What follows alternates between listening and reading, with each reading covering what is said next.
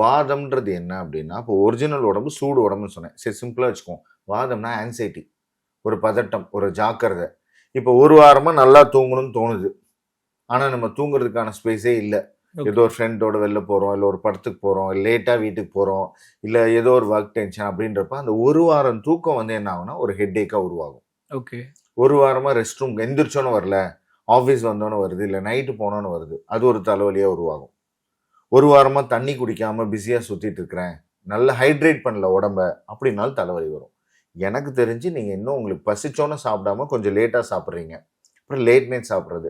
தண்ணி எவ்வளோ குடிக்கிறீங்க? ஒரு 3 லிட்டர் கிட்ட குடிப்பேன். 3ஆ 2ஆ? 2லேருந்து 3 லிட்டர் கிட்ட அதான் குடிப்பேன். இன்னும் கொஞ்சம் 3 லிட்டர் குடிங்க. அப்புறம் ரெஸ்ட் ரூம்லாம் எந்திரிச்சோனே போயிடுறோம். ஓகே. அதெல்லாம் பிரச்சனை இல்ல. அதெல்லாம் இல்ல. அதெல்லாம். ஸோ நம்ம என்ன பண்ண போறோம்? சம்டைம்ஸ் தூக்கத்துல இருந்து எழுந்தது காரணமும் அது ஒண்ணு. ஒரு தண்ணி ஃபீல் நிறைய அதான். குடிக்கிறதுனால. ஆமா. ஓகே. ஸோ இப்போ ஒண்ணுமே இல்ல. உங்களோட லிவர் கொஞ்சம் வீக்கா இருக்க மாரி இருக்குன்னா, நாங்க ஓகே. கொஞ்ச நாள் பசி தான் சார். சிம்பிளா புரிஞ்சுப்போம். நல்ல பசி இல்ல.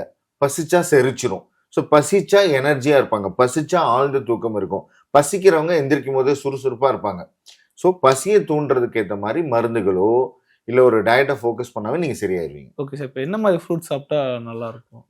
நீங்க குளிர்ச்சியா சாப்பிடக்கூடாது. குளிர்ச்சியா சாப்பிடக்கூடாது. கோல்ட் ஆயிடும். குளிர்ச்சியான உணவுகள சாப்பிடக்கூடாது. வயிறு மந்தமாயிடும். ஓகே. ஆல்ரெடி பசி இல்லையா? அப்ப மந்தம்னு பேரு அதுக்கு பேரு. அப்ப நம்ம என்ன பண்றோம்? சரி நம்ம உடம்பு சூடா இருக்கும் போல, நம்ம ஒரு இளநீ குடிப்போம், நொங்கு சாப்பிடுவோம், இல்ல வாட்டர்மெலன் சாப்பிடுவோம். அப்படி சாப்பிடக்கூடாது. ஆரஞ்சு, சாத்துக்குடி, பைனாப்பிள், ஆப்பிள் ஜூஸ் அந்த மாரி எடுத்துக்கிட்டீங்கன்னா, உங்களுக்கு கொஞ்சம் லிவர் டீடாக்ஸ் ஆன மாரி இருக்கும். கொஞ்சம் ஃப்ரீ ஆயிருவீங்க.